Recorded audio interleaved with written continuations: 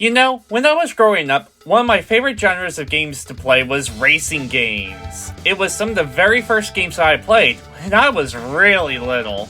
So, today, I wanted to take a look at a game that I very much grew up with and wanted to revisit.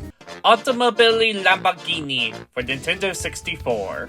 Released on November 22nd, 1997, developed by Titus, same people who made Superman 64, yeah, that Titus.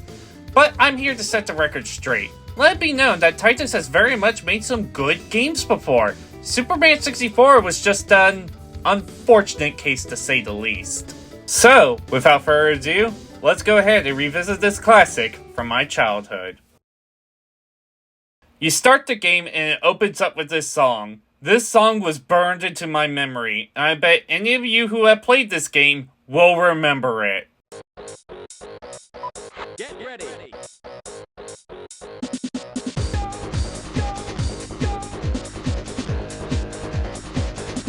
That's the lap record. That's the lap record. That's the lap record. That's the lap record. Look out!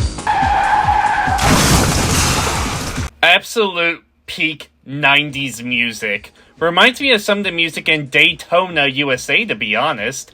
We really need more music in racing games that uses the navigators as vocals.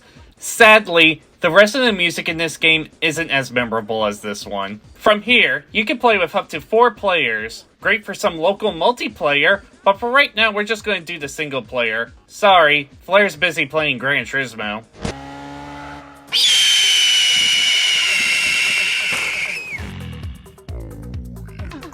In single player, you have 4 modes: Arcade, Championship, Single Race, and Time Trials.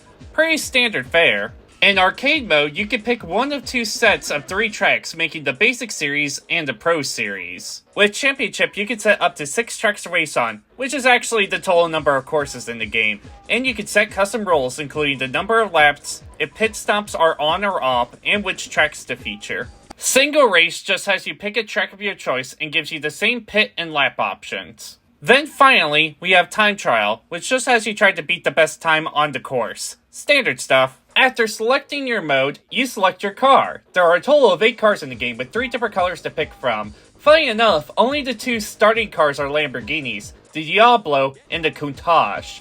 All the others are from different manufacturers, as it includes models from Porsche, Dodge, Ferrari, McLaren, and Bugatti. After selecting your car, it's time to race, which brings us to the main gameplay.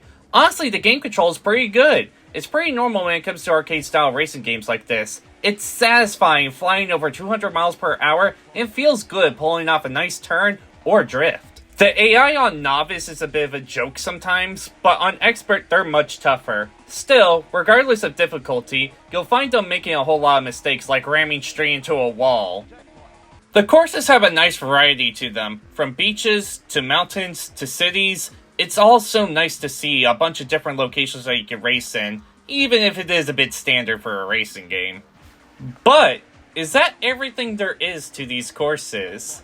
Some actually have hidden shortcuts. This was one of my favorite things about this game as a kid. Going straight into a wall and finding a hidden path is so cool. As a kid, I would purposely ram my car into the wall, hoping I would find more shortcuts.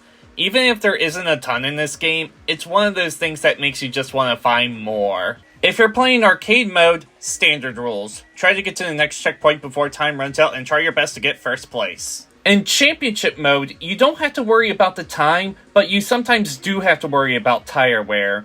When your tires get worn out, you have to head to the pit stop to refuel and get new tires.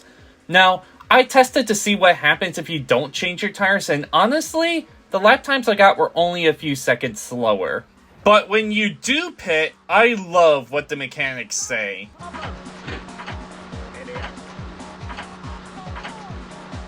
It sounds like they're saying, "Power! Beep beep." Oh no!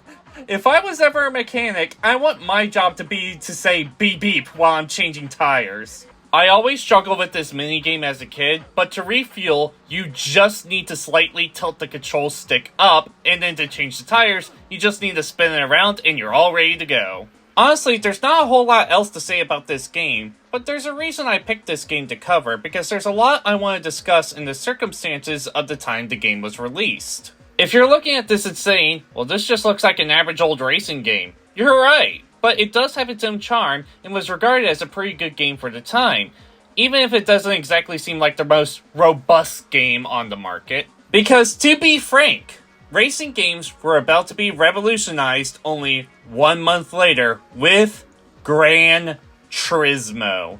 It's hard to believe, but what you see here used to be the standard for racing games. When Gran Turismo came along, it changed everything.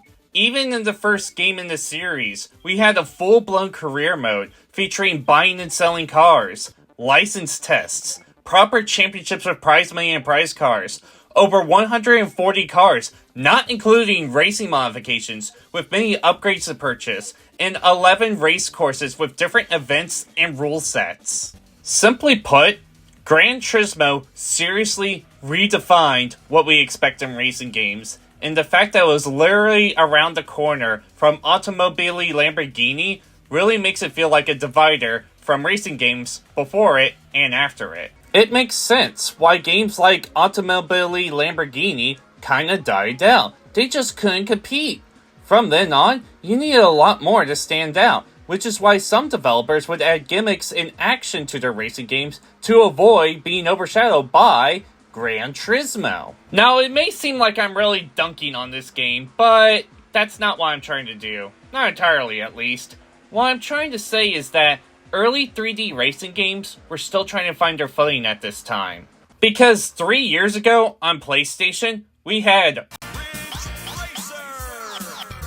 Ridge Racer was also revolutionary for introducing 3D racing games, but content-wise, there really wasn't much here. It's a great game. It's really fun to play. I mean, I literally spent a few hours with it in the process of making this video, and the music in it is awesome.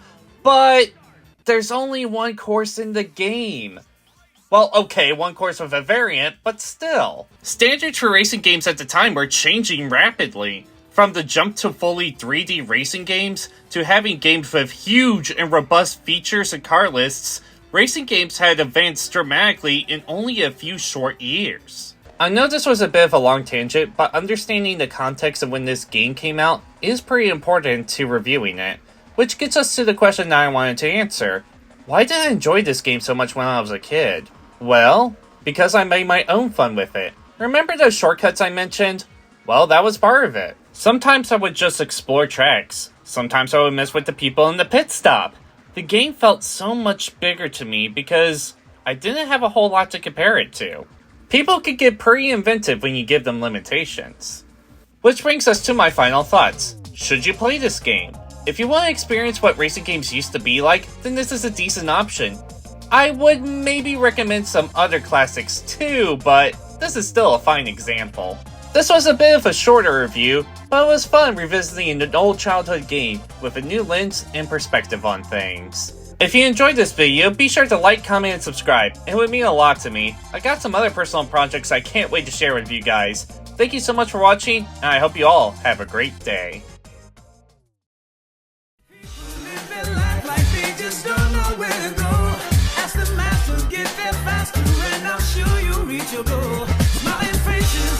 Places all amalgamate to one. In this life you get one shot.